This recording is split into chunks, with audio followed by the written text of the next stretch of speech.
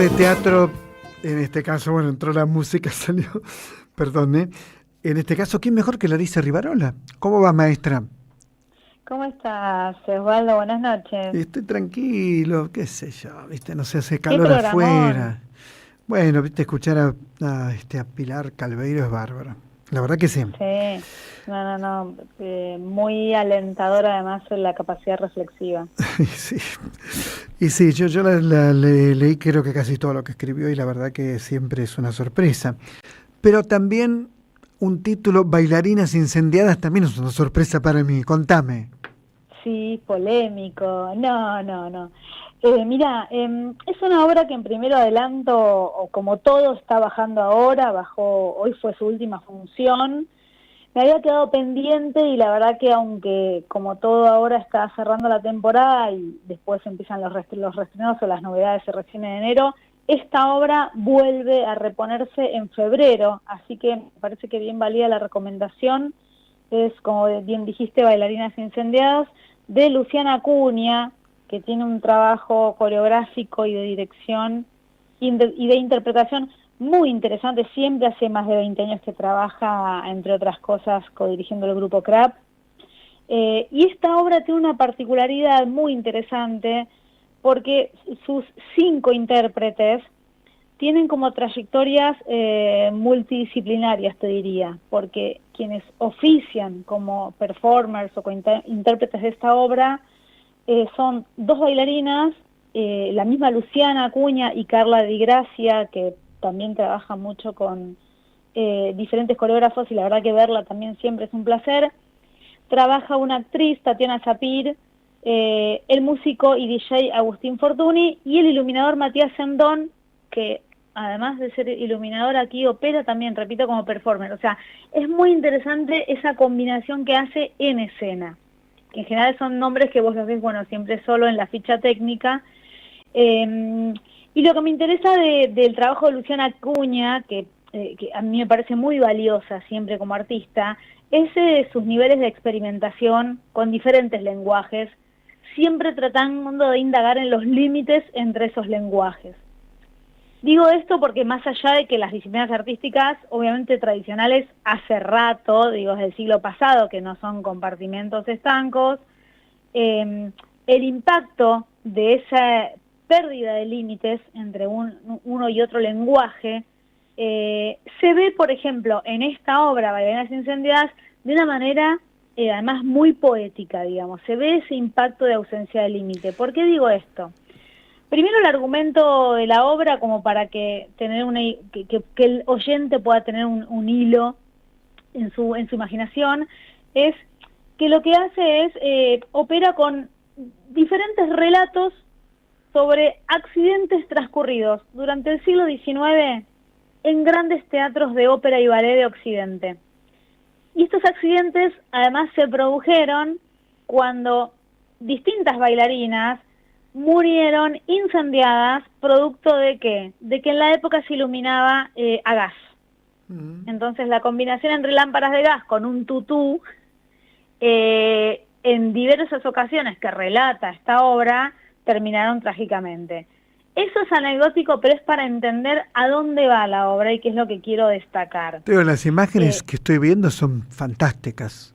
sí, no, o sea, narran, no sé, Fantásticas. situaciones transcurridas en, no sé, en la Estocolmo de 1840, Filadelfia en 1861, Londres en el 1844, o sea, es muy diverso, pero me parece que es sirve mucho para pensar justamente la indagación en los límites de la expresión escénica, que para mí caracteriza el trabajo de Luciana Acuña, y para, obviamente, en honor a la economía del aire radial, voy a destacar solamente 2 cuestiones de esta obra.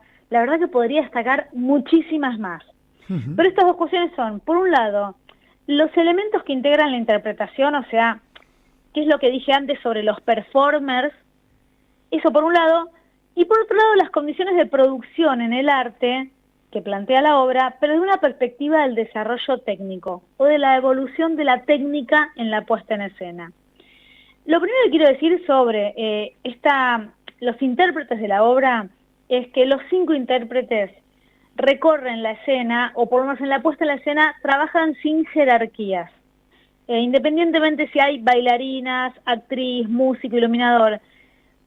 Y más allá de que obviamente las bailarinas, o sea, Luciana Acuña y De Gracia, son muy potentes corporalmente, uno ya las conoce. Tatiana Zafir tiene momentos de actuación muy sutiles, o sea, tan sutiles como efectivos, pero me parece que la dirección de Luciana ahí logra eliminar cualquier jerarquía que pueda operar entre ellos, porque uno podría darle preeminencia, no sé, a las bailarinas o a la actriz, y la verdad que logran, al nivel de lo performativo, como un colectivo que funciona con un ritmo realmente único, y que me parece que es lo que permite justamente la experimentación sobre los diferentes lenguajes que usan, porque usan video, digamos, usan diferentes elementos, y que eso funciona, o sea, y como funciona, permite abrir interrogantes sobre estos múltiples lenguajes que ella combina.